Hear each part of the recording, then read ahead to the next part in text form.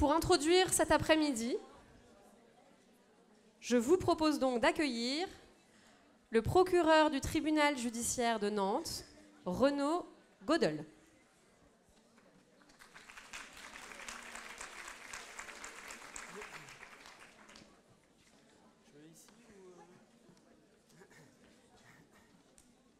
Bien. Eh bien, écoutez, effectivement,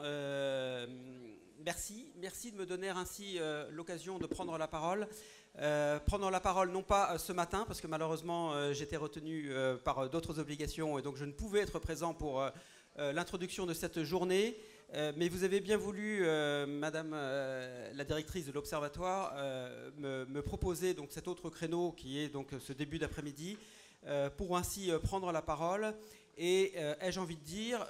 pour vous rendre compte de l'action judiciaire qui est menée ici dans le département en matière de lutte contre les violences conjugales. Comme je vous l'indiquais, je suis particulièrement heureux de pouvoir, cette année encore, prendre la parole ici, parce que cet observatoire et cette journée organisée par l'observatoire est devenue, je crois, une instance extrêmement bien identifiée, qui me permet de prendre la parole devant un parterre extrêmement nombreux et cette année ne déroge pas à la règle, c'est le moins que l'on puisse dire. Mais également, cette journée, elle est pour moi importante parce qu'elle se démarque de beaucoup d'autres journées où on nous propose ainsi également de prendre la parole, mais journées que pour ma part, en tout cas, parfois, je fuis un peu parce que ce sont des journées où, certes, oui, on évoque un sujet, mais où on ne peut ensuite se rendre compte, un an plus tard, lorsque l'on est réinvité, que bien peu de choses se sont déroulées entre-temps. En matière de lutte contre les violences au sein du couple, force est de constater que nous ne sommes absolument pas dans ce schéma, que le travail qui est aujourd'hui présenté par les uns, par les autres, par les différents intervenants qui sont déjà intervenus ce matin et les autres qui vont prendre la parole tout à l'heure, sont effectivement le fruit d'un travail qui est le travail de tous qui est aujourd'hui présents, qui sont tous présents au quotidien pour lutter contre ces violences au sein du couple. Et j'ai envie de vous présenter quelques chiffres qui montrent que votre action continue à produire ses effets, que ce qui pouvait être encore parfois qualifié par quelques-uns, quelques-unes éventuellement,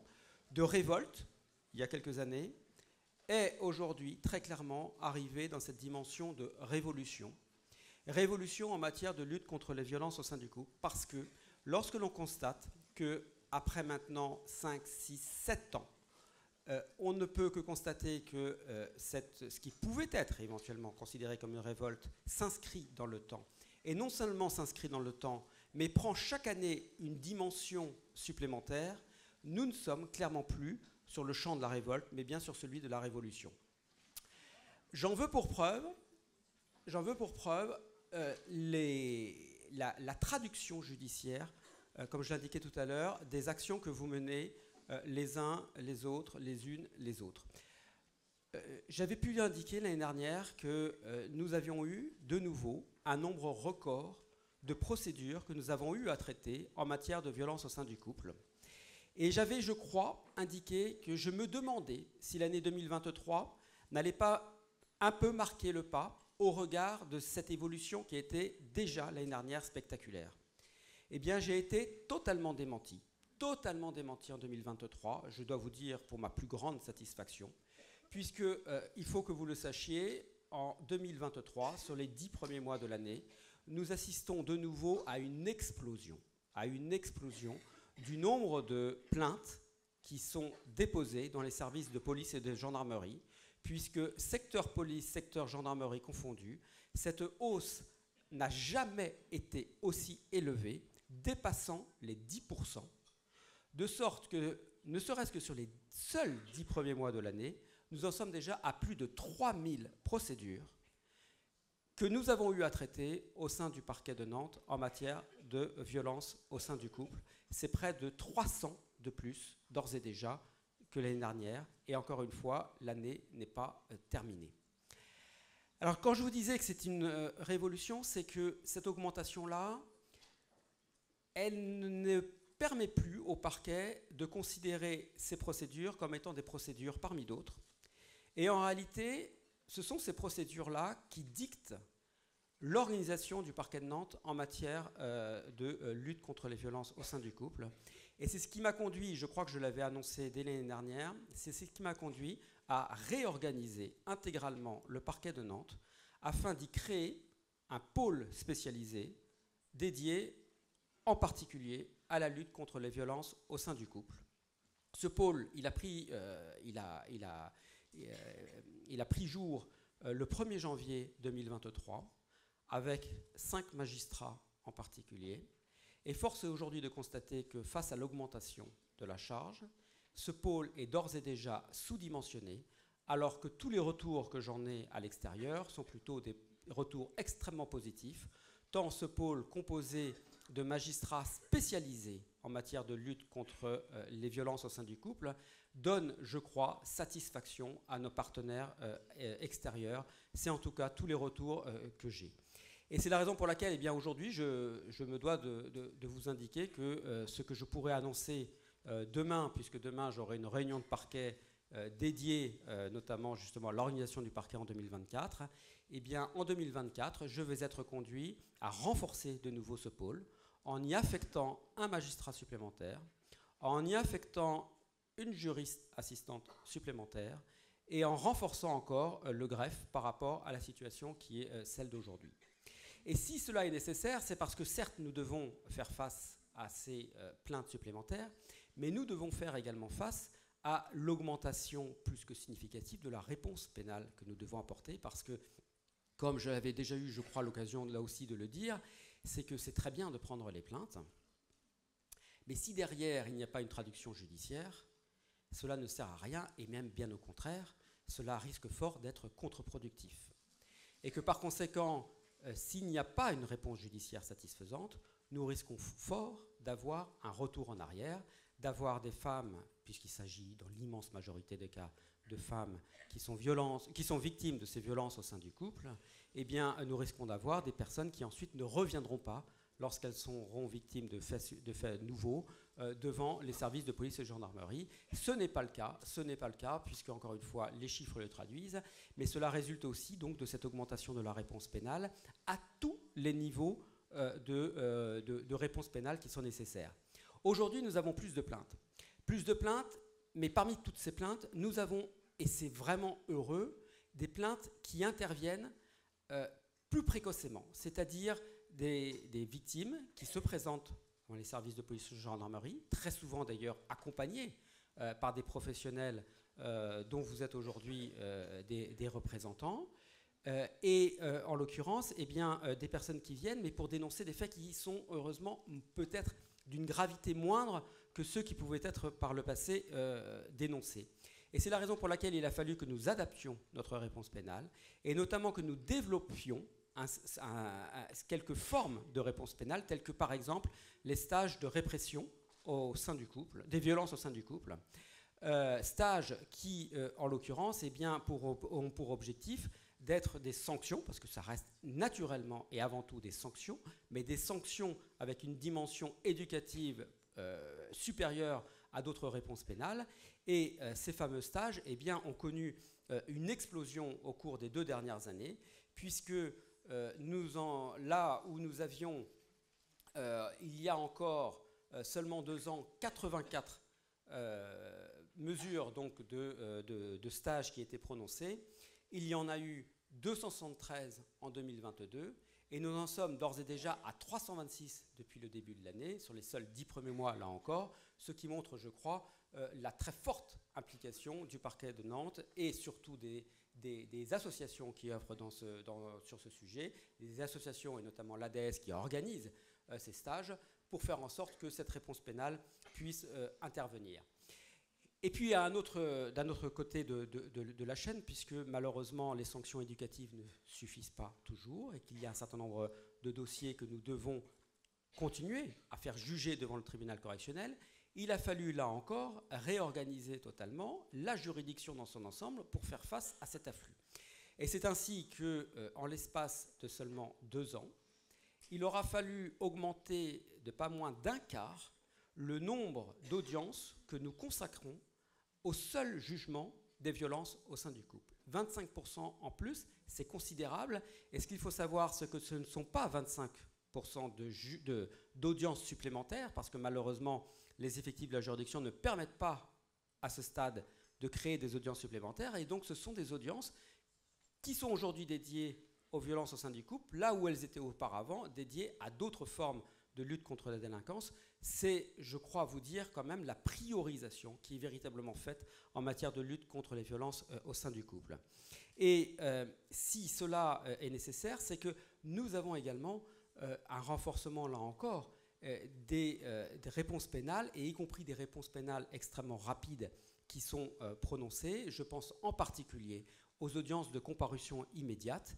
au sein desquelles le nombre de dossiers qui sont jugés en matière de violence conjugale a véritablement explosé. Explosé puisque ce qu'il faut savoir, c'est que d'ores et déjà, depuis le début de l'année, nous avons eu 148 affaires de violence au sein du couple qui ont été jugées selon cette procédure extrêmement rapide de comparution immédiate. 148, ça ne vous parle peut-être pas beaucoup, mais il faut savoir que ce chiffre, il était pour l'intégralité de l'année 2022 de 127, donc nous avons d'ores et déjà dépassé ce chiffre. Et petit repère tout de même, ce chiffre, il était de 27 en 2019, c'est-à-dire il y a seulement 4 ans, ce qui veut bien dire qu'en l'espace de seulement 4 ans, nous avons multiplié par plus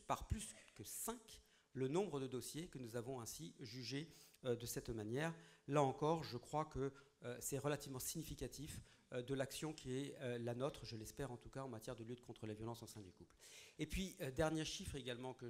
je voulais partager avec vous, c'est s'agissant des sanctions qui sont prononcées.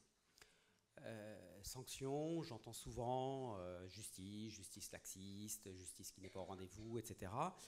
Je ne suis pas certain qu'en l'occurrence ça puisse véritablement s'imposer, en tout cas cette qualification s'agissant de notre lutte contre les violences au sein du couple, ce qui veut dire également que la politique pénale qui est menée par le parquet est une véritable politique de juridiction, puisque les magistrats du siège, c'est-à-dire ceux qui prononcent les sanctions,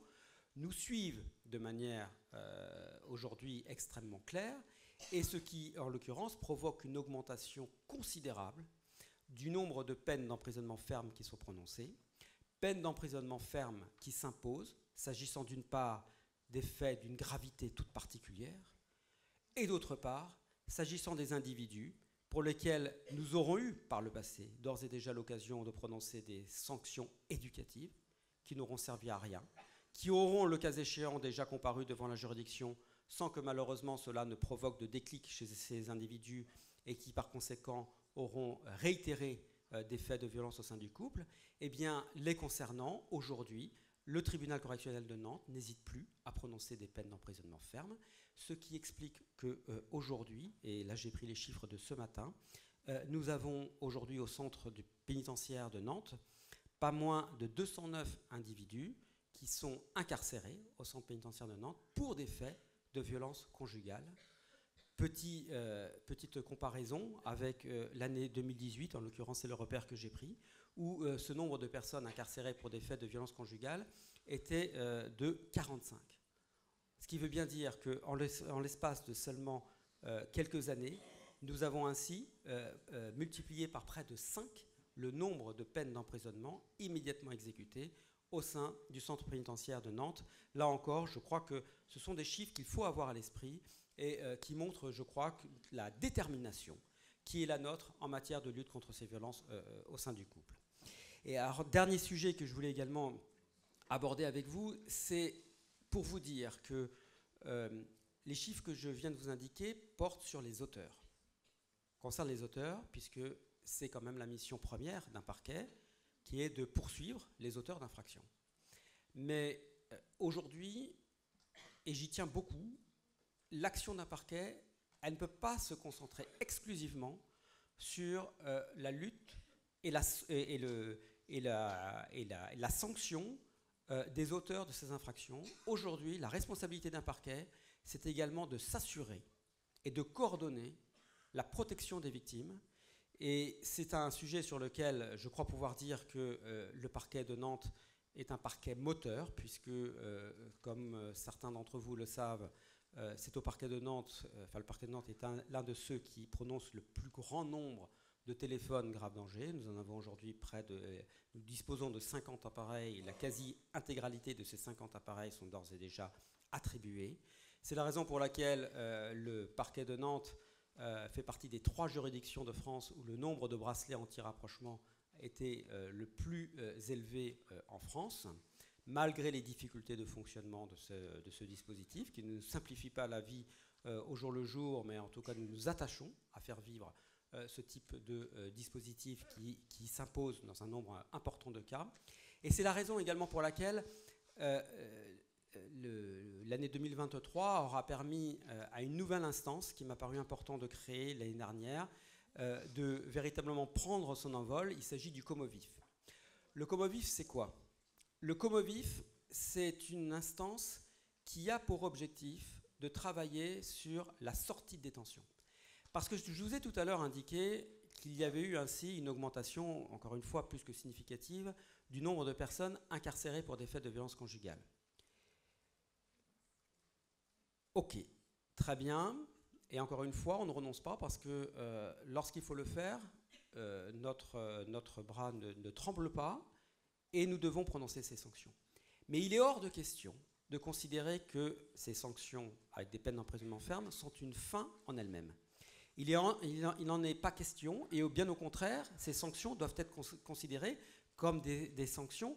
transitoires, et qu'il nous faut, dès qu'une personne met les pieds au sein du centre pénitentiaire, préparer la sortie. Et préparer la sortie, c'est naturellement préparer la sortie pour éviter la réitération. Et on sait, parce que malheureusement également l'expérience nous le montre, on sait que la sortie des détention est un moment charnière, un moment extrêmement délicat, et qui mérite par conséquent une anticipation. Et l'objectif du Comovif, eh bien, c'est de réunir autour de la table magistrats, services pénitentiaires d'insertion de probation, surveillants des centres de détention, ainsi que l'association d'aide aux victimes, et de procéder à un regard croisé des différentes situations, des différentes personnes qui doivent sortir prochainement de détention, pour ainsi préparer au mieux cette sortie de détention, à la fois vis-à-vis de l'auteur, à la fois vis-à-vis de la victime. C'est quelque chose qui est absolument essentiel, c'est quelque chose, encore une fois, que nous avons mis en place parce que ça nous apparaissait absolument indispensable l'année dernière. Nous en avons tiré un premier bilan il y a quelques semaines de cela. Premier bilan qui a montré, premièrement, que cette instance avait une activité plus qu'importante, puisque ce sont d'ores et déjà plus de 600 situations qui ont été examinées au sein donc, de cette nouvelle instance. Et puis surtout avec cette réunion donc, de partage qui a permis ainsi de considérer, en tout cas c'était l'avis de tous les intervenants, que cette instance était absolument indispensable, raison pour laquelle, bien naturellement, nous avons décidé de poursuivre en ce sens-là et de poursuivre ainsi de cette manière en 2024. 2024 qui, soyez-en persuadés, sera l'occasion pour le parquet de Nantes, pour la coordinatrice en matière donc, de lutte contre les violences conjugales, qui est aujourd'hui parmi nous, Blandine Martin, vice-procureure au parquet de Nantes, qui, je le dis publiquement, effectue un travail colossal en matière, dans ce domaine-là, pour ainsi véritablement développer cette politique pénale au sein donc, du parquet de Nantes. Et nous poursuivrons ainsi en 2024, parce que nous avons aussi parfaitement conscience que si nous avons progressé, il nous reste encore des marges de progrès considérables, et nous nous attacherons à travailler avec vous en ce sens-là pour véritablement enfin obtenir des résultats tangibles, c'est-à-dire en l'occurrence une baisse du nombre de faits qui sont malheureusement dont sont malheureusement victimes encore beaucoup trop souvent des femmes ici dans ce département de la Loire-Atlantique. Voilà, je n'irai pas plus loin aujourd'hui, je vous souhaite par conséquent une excellente après-midi. J'ai pu regarder le programme, il m'a l'air extrêmement dense, aussi dense qu'intéressant, et donc je vous laisse la parole pour la suite. Merci beaucoup, merci d'être venu cet après-midi.